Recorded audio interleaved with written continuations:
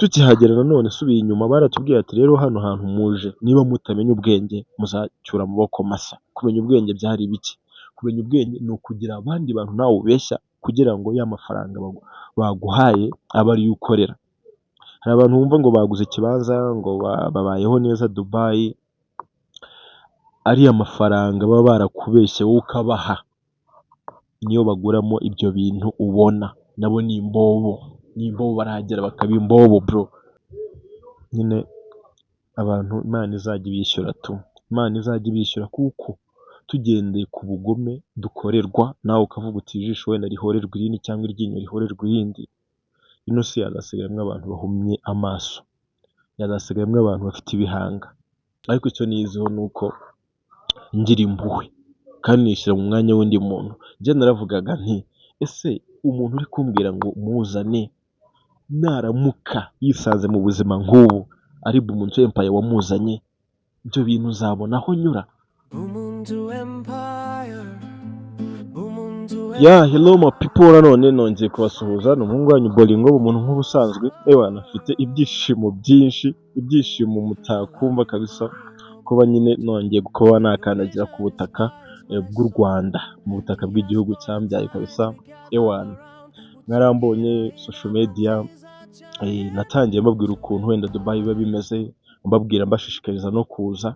Ariko nyuma y'amezi 2 nari maze kumenya Dubai yariyo, nari maze kumenya akazi gakorerwa Dubai akariko, nari maze kumenya imibereho y'umuntu witwa ngo ni umukozi muri Dubai. Nimvuga umukozi muvanemo icyitwa shipping cyangwa se cyangwa se kohereza ibintu, kugura ibintu byohereza mu bindi bihugu bitandukanye by'umwihariko wenda mu Rwanda, kuko akoko ni akazi pe karakorwa. Ndaza no kubabwira umuntu mwakifashisha kugira wenda agire icyo agura kibagereho kandi nanone munyuzeho. Ariko ndababwiza ukuri ati akandi kazi bazakubwira ka Dubai, mbega igihugu bro. Nabakoreye ibiganiro byinshi mbabwira ukuntu ubuzima buhagaze, ndetse nari mfite n'ubwoba. Abantu bambwira bati wowe uri gutwikira isoko. Ababimbwiraga ariko niba ari abasikama, bazana abantu nyine babariya amafaranga yabo. Umuntu akagenda akakurya amafaranga wakoreye mu gihugu cyawe cya Afurika, wayakoreye nk'imyaka 3 akayakurya umunsi umwe cyangwa se umunota umwe bro, ukabaho wicuza mani bro. Icyo nshaka kubabwira uno munsi, ndashaka ngo wowe unkurikiye uri kumva kino kiganiro, wowe ufite gahunda yo kujya Dubai, sinkubujije, ariko nanone amakuru ngiye kuzajya nguha kuko nzajya nkora content buri munsi. Ino nkuru ni ndende, ibibera Dubai ni birebire. Ku ruhande rw'abasore hari ukwabo, abakobwa hari ibyabo bibabaho, hariya Dubai. Ukaba uri umukobwa wari uvuye hano mu gihugu wishimye bro. Sina Dubai gusa, mu bakobwa Oman bararira, n'abasore bararira Oman. Wenda ntarajya imbere, ntarakomeza ikiganiro, hari abahungu 2 bo mu Bugarama, wenda mu Bugarama murahazi, bari kuririra Oman, bari kurira ariko babuze iki? Babuze n'uwabatabara. Ndakeka n'u Rwanda nta ambasade rufite muri Oman. Ariko basi Dubai hari ambasade y'u Rwanda.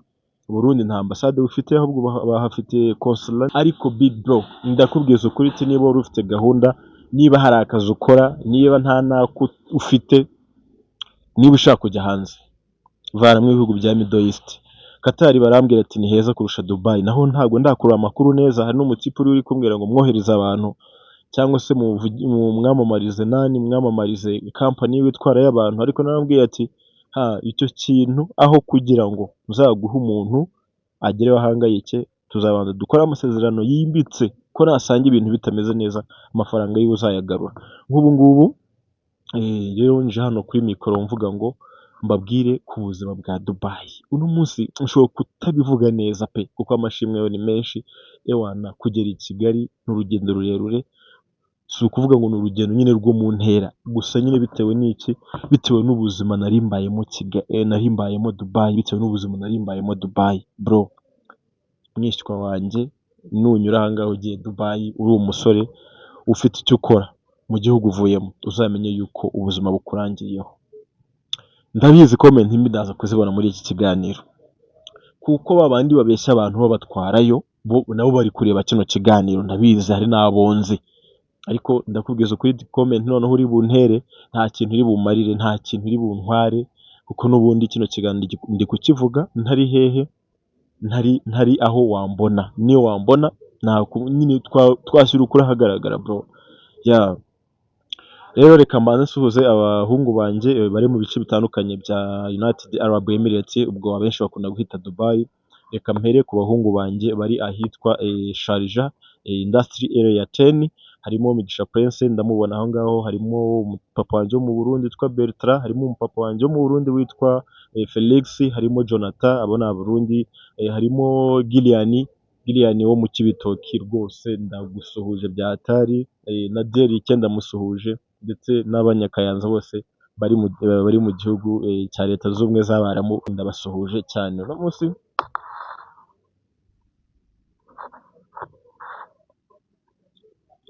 ndashaka ngo nkore icyitwa episode, ama episode ku bibera mu gihugu cya Leta Zunze Ubumwe z'Abarabu abenshi bakunze kwita Dubai. Ikiganiro aravuga ngo ndi gushaka views, nibyo kuko iyo ukirebye views ndayibona, ariko ni ukuri icyo mbangamije pe ni ukudatuma wowe ukiri muri Afurika uyoba. Niba ufite inzozi zo kujya hanze, narakubwiye uti Dubai ubanza uyicishemo akarongo, ivane mu bihugu ushaka kujyamo. Oman yicishemo akarongo, Saudi Arabia iyo nta nubwo ntunayitekereze, by'umwihariko abakobwa bahangayikirayo, abakobwa bararira, urumva bafatwa nabi. Niba ufite inzozi zawe zo kujya hanze, hari abantu bagendana inzozi ati njyewe Imana yarambwiye nzajya hanze, bro banza ufate ibihugu byo muri Middle East ubishyiremo akarongo. Niba ugiye kuronderayo ubuzima, niba ugiye gutangira kuri zero, niba ufite amafaranga yawe sesa yo kugura ibintu byohereza, ariko niba ugiye gutangira kuri zero, fata ibihugu byo muri Middle East ubinyuzemo akarongo. Shakira inzira Europe, nuko yenda hari n'abari Europe barira, ariko by'umwihariko abari Europe bo at least kabisa, urumva nk'ubu ntashye n'urugendo rurerure, wenda reka nse n'ubanyuriramo inkuru y'ukuntu byagenze. Ndabanza nguhe inkuru yanjye y'ukuntu byangendekeye Dubai.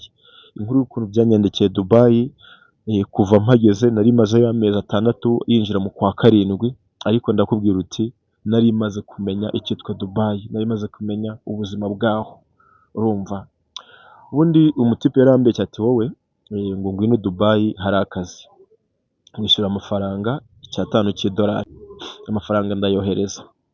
Arambwira ati rero akazi gahari, fata kontara uyisinye. Anyohereza kontara hehe? Anyohereza kontara mu Rwanda, nkiri mu Rwanda. Kontara yari yanditse ko nzajya mpembwa $800, mwumve, kontara yari yanditse ko nzajya mpembwa $800, nanone kandi akazi kakaba ari ugusiga irangi, urumva ni mu bwubatsi. Mbona nyine gukora ngo ni amasaha 10 ukaruhuka ku cyumweru, ibyo byose nagize gute, narabyakiriye, ndavuga ati aka ni akazi kazima.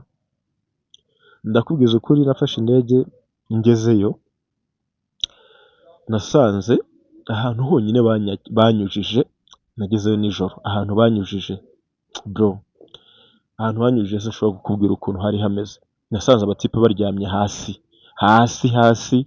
hasi kuri nyine, urumva hari ibitanda bigerekeranyije nk'iby'abanyeshuri abize boarding school murabizi, noneho munsi y'igitanda hari ikindi, hamwe nyine wavuga ati ni munsi y'igitanda, hamwe washyira wenda nk'amavarize yawe, nawo ni umwanya w'iki, ni umwanya w'igitanda, barawubara, ubwo kiba kimwe aho munsi y'igitanda, cya kabiri, cya gatatu.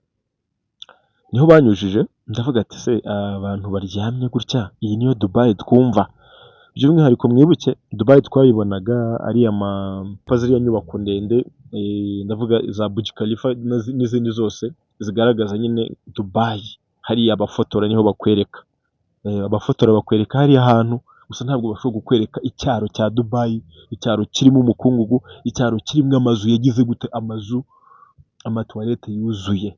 Byose ndabishyira hanze kuko n'ubundi njyewe no content yanjye nkora content, ndi umuvlogger, aho ngeze mbabwira ikiri guhabera, aho ngeze mbereka ahantu heza haho, nkabereka n'ahantu habi haho. urumva nkimara gusanga bimeze gutyo mwese ntekereza ko wenda ubuzima bushobora kuzamera nabi, ko niba naryamye neza kandi aho nari mvuye naryamaga neza, nahise mvuga ati ibi bintu bishobora kuzarangira nabi, gusa narihanganye burira buracya, tuba aho ngaho nyine, ariko kubera wenda Dubai twumva ko ari heza, nanjye natangiye kwishyiramo ko bizagenda neza,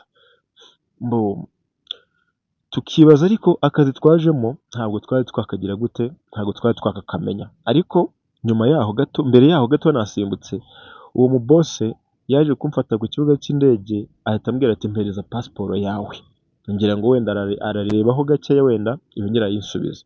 Kuva icyo gihe ntabwo nongeye kubona kuri pasiporo yanjye, nongere njye imbere, turi aho ngaho turi kurara, turi aho turi kurara, aratubwira ati mutegereze ngo uzabajyana aho akazi kari.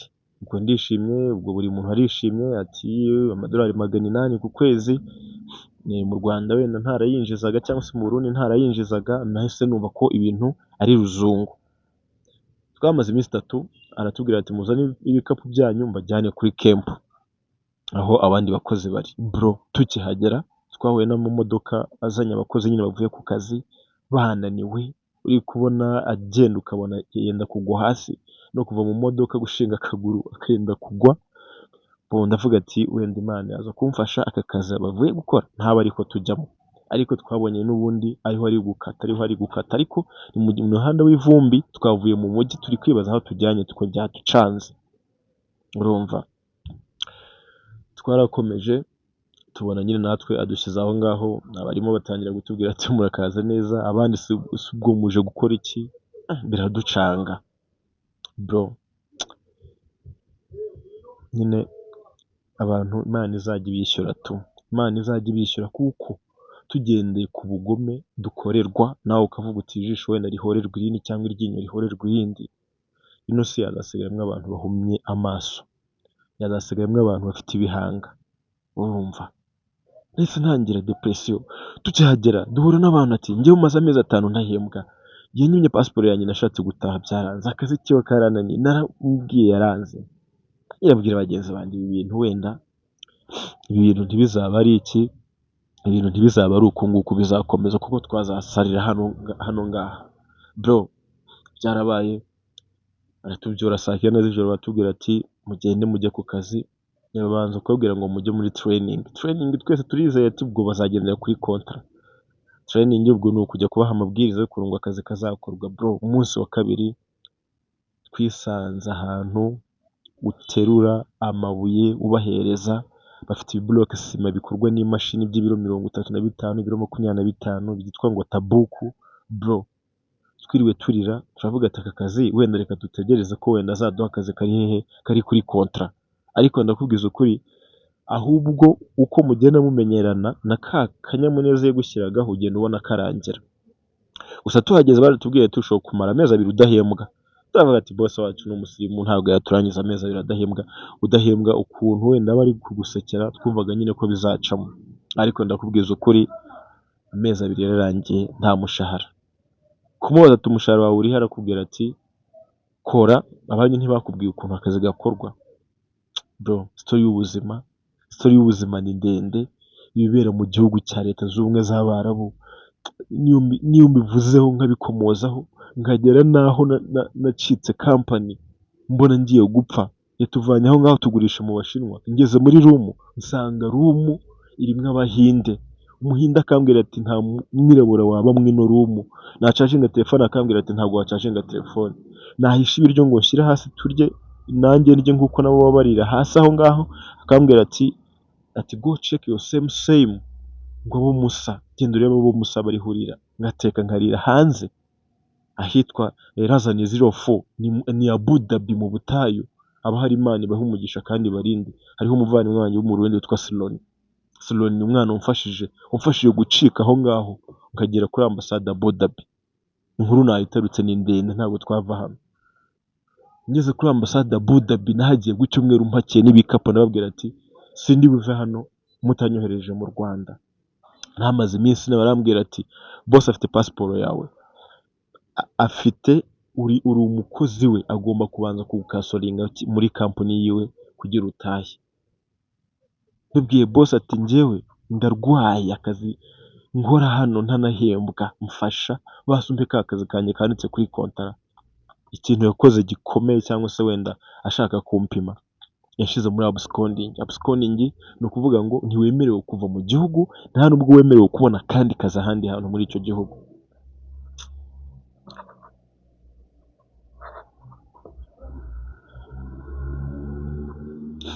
Nababwira inkuru ati ngo uri gushaka views, washakira views ahantu hameze nka hariya, kuki none ntakora ikiganiro cya buri munsi?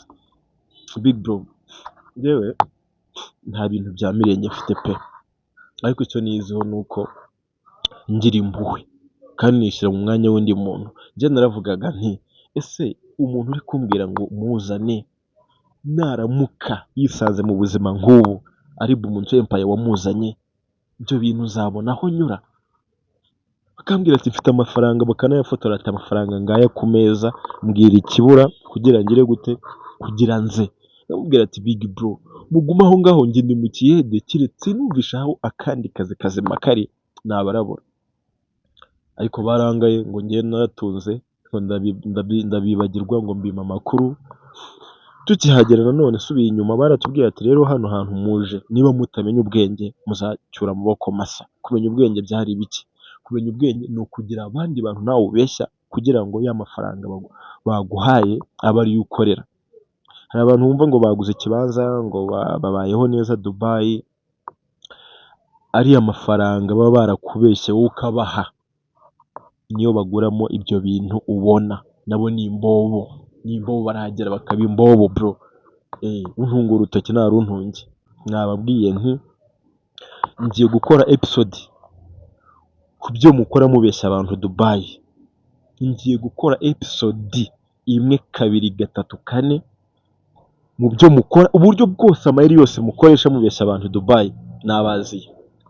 Nabaziye, warambeshya ntacyo nagukoraho, ariko nanjye ushobora kutazabona undi muntu ubeshya. Ngiye kukwicira isoko ndaryica kandi mukuri. Ndavuga ibyo ukora, ndavuga amayeri yose, ndavuga ariya makontara mwandikisha abantu, amakontara yo kunyuza abantu kuri migration gusa, yo kugira ngo babone ko muje mu kazi keza, ariko wahagera iyo kontara ntibayikurikize. Kontara iriho amadolari 800, ariko bakaguha amafaranga yo kurya amadirihamu 300 cyangwa se amadirihamu 200. Afite ibihumbi bingahe? Ni ijana hafi na 20 by'amanyarwanda. Nguri mu gihugu, none se uzayarya? Uzohereza ngahe mu gihugu? Urya ngahe se?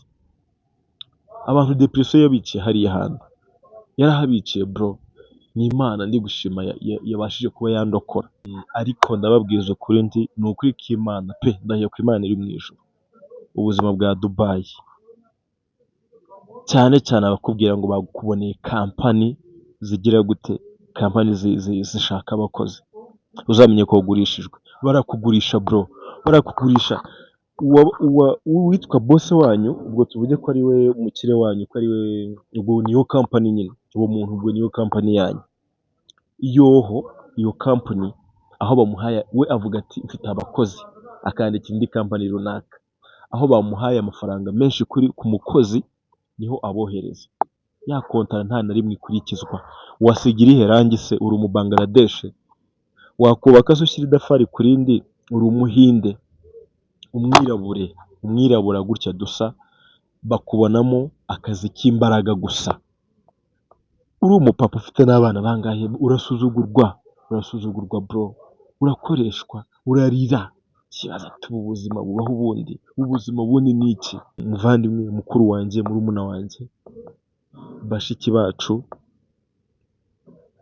nta hantu ubuzima mwavuga ngo ntibugoye, ariko ndakubwira ukuri uti ubuzima uri mu gihugu cyawe buriya aho uvukiye nta rimwe buzakugora. Ibaza ariko igihugu ujyamo kugira ngo wenda uvuge ati ibyo nakoraga byanze reka ngaruke, bikanga. Narwanye no kugaruka amezi angahe? Amezi 3. Urumva mpanganye n'umuhinde, njye nta n'amafaranga mfite, njye nta n'uruhu rw'umutuku mfite, nta ruhu rwera mfite bro. Urumva warangiza ngo Dubai, warangiza ngo ndi kubabeshya, warangiza ngo njyewe ngo ndi gushaka views. Ndabizi abahari w'abasikama mugiye kungendaho, ariko nta munsi n'umwe nzagutinya wowe umusikama ubeshya abana b'abanyarwanda, ubeshya abarundi b'abagabo bafite amamodoka bagurishije inka zabo, abantu bari hariya bari kurira, bagurishije ibintu byinshi, warangiza ukamuvana mu gihugu, ukamuvana mu nzu y'amakaro yararagamo, ukamuraza ahantu hari ibiheri byabyibushye wagira ngo ni ihene, ukamujyana ahantu hari amatuwarete yuzuye.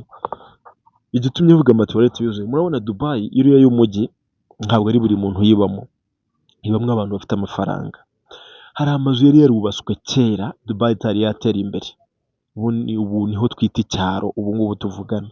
Ayo mazu amaze imyaka myinshi, amazu yarashaje, ayo mazu amatuwarete yarasibamye, ayo mazu umwanda urimo mwinshi, niho babafata bakajya kugira gute, bakajya kubatuza. Mwebwe nyine mudafite agaciro, ko babafata nkaho nta gaciro mufite kameme.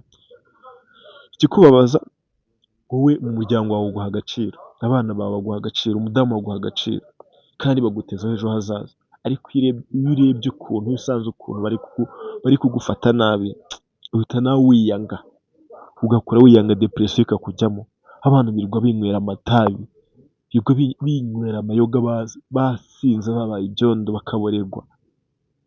Ariko uracyari kubwira abantu ngo bagusange Dubai, urinde wewe? Nzi abantu ndi guhangana nabo, ndakuzi wowe ndi guhangana nawe. Utumva uzamubona akugereho, ariko uwumva azamakinga sure mbere yuko agira mbere yuko afata umwanzuro wo kugusanga Dubai. Urumva? Munyemerere mbinire hano. Iki kiganiro ntabwo wenda naje kuvuga byinshi, ariko kwari ukubanza gushima Imana no gusa n'ubarabura ko ngeze mu Rwanda, kandi ngiye kubabwira kuri buri kintu kibera Dubai. Niwumva bikunyuze uzampamagare ngo uhuze n'abantu bajyana abantu, niwumva nabwo bitakunyuze uzanshimire. Ikindi, abashaka kugura nk'imyenda basange mu gihugu, abashaka kugura amatelefoni abasange mu gihugu, abashaka kugura amamashine abasange mu gihugu. Nkorana n'uwitwa Migisha Prince, we n'ibyo akora, umutipe mwabonye ku kiganiro acuruza amamodoka, ufite dread, we uriye n'inyangamugayo, n'ibintu azabinyohereza. Niba wumva ushaka kubigura, usange hano mu Gatenga niho ndi, nzaguha nimero, usange mu Gatenga, ugire gute, ufate ibintu by'iwawe, wishyura nyuma cyangwa se ukishyura mbere bitewe n'uko mwumvikanye. Naho mumenye ubwenge, mureke tubane kuri ino channel yanjye Bumuntu Empire, mbabwize ukuri bibera Dubai. Wowe ushaka gutekereza kujyayo uzagenda ubizi, cyane cyane mu kazi. Ubu ngubu ushobora kureba kontra yawe, ngahita nkubwira ati akazi uzakora ni aka ngaka, n'uko uzabaho ni uku nguku, n'umushahara uzajya uhembwa ni uku nguku, ndetse n'uko uzawuhembwa, strategy bizanyuramo ni uku nguku. Ngakubwira n'uburyo uzataha bikunaniye, ngakubwira ati n'uko uzataha ni uku nguku, ntibizakunda, uzabanza ukora ibi ngibi, strategy process bifata kugira utahe. Nazi kubwira ubu ngubu byonyine mbonye kontra yawe ukiri no mu Rwanda, nakubwira neza ubuzima ugiye kuzajya kubamo hehe, ugiye kuzajya kubamo Dubai. Urumva? Sinzi urabona ukuntu wenda gukorera amafaranga miliyoni nkenye z'amanyarwanda, ubwo ni miliyoni 20 z'amarundi, kuzikorera uri muri kino gihugu cya Afurika, ntabwo byagufata munsi y'imyaka 2. Tekereza no uyafatire icyarimwe umubumbe uyahe umuntu wiyicariye uri kunywa amayoga ayagutware. Uzayagaruza ryari se udahembwa? Nugera wese udahembwa uzayagaruza gute? Nugera wese mu kiyede uzayagaruza gute? Big bro, ni ukuri k'Imana mumbabarire tubane, nta kinyoma njya nzana kuri ino channel Bumuntu Empire, uko mba nzi ko ukuri nuko abantu benshi bakunenga, ariko hari ahantu kukuvana, hari n'ahantu kugira gute kugushyitsa. Reka ncumikira aha ngaha. Mfite stories ziba ku bakobwa, mfite stories ziba ku bitwa aba delivery, mfite stories ziba ku bajya mu gisekirite, buri hantu, buri domaine mu mezi 6 hafi 7 nari maze, byose ndi ko observinga ngira ndokore abanyafurika bagenzi banjye. Murakoze, ndabakunda, nitwa Bolingo Bumuntu. Tubane, kandi niba wenda wumva wanshyigikira kanda subscribe kugira ngo next episode ya mbere nzakorera Dubai tuzabe turi kumwe. Ndabashimiye cyane kandi Imana ibarinde.